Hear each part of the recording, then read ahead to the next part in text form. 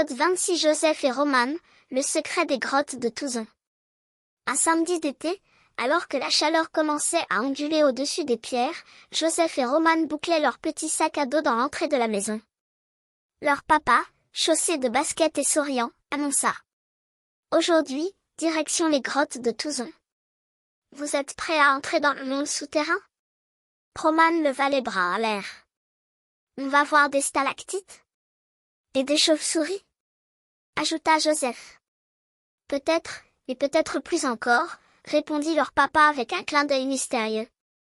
Dans la voiture, la discussion s'emballait. Roman racontait que les grottes avaient été découvertes par hasard en 1902, quand des ouvriers cherchaient de l'eau. Joseph, lui, avait préparé un carnet pour noter les trouvailles secrètes. Et tous deux rêvaient de tomber sur un trésor. Arrivés à Touzon, ils furent saisis par la fraîcheur qui s'échappait de l'entrée de la grotte. Une guide les accueillit. Bienvenue dans la seule grotte naturelle aménagée pour la visite en Provence. Ils mirent des casques, écoutèrent les consignes de sécurité, et s'enfoncèrent dans le noir. La grotte était magique. Des colonnes de calcite, des stalactites fines comme des glaçons, des bassins clairs où l'eau goûtait lentement. Le silence n'était troublé que par les gouttes d'eau et les chuchotements émerveillés du groupe. On dirait les coulisses de la terre, murmura Roman.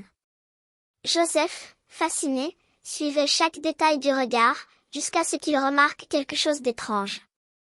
Une petite niche creusée dans la roche, légèrement en retrait du chemin. Personne ne semblait y faire attention, sauf lui.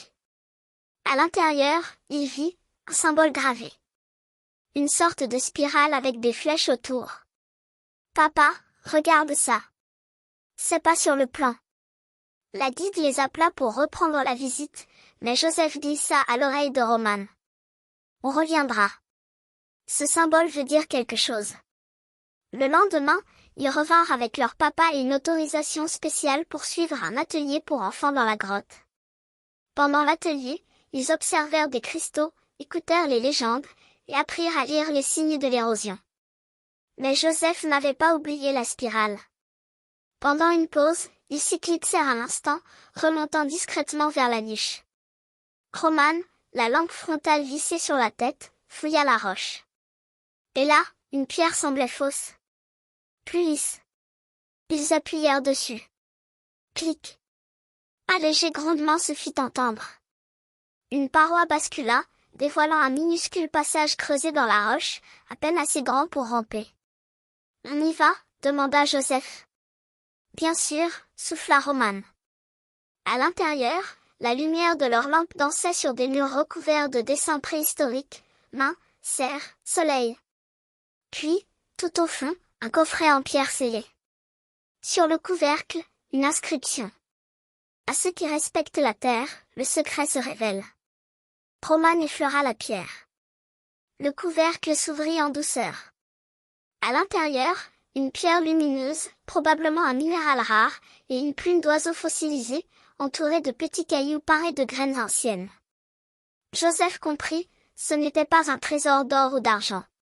C'était un trésor de nature et de mémoire, laissé par un ancien protecteur des grottes. Ils remirent tout doucement le coffret à sa place. Puis refermèrent le passage, en laissant un mot dans leur carnet. Nous avons trouvé le secret, et nous le garderons. Merci pour ce trésor invisible. De retour à l'air libre, leur visage rayonnait. Alors, demanda leur papa. On a vu des choses que personne n'imagine, dit Joseph. Et appris que les vrais trésors ne brillent pas toujours, ajouta Roman.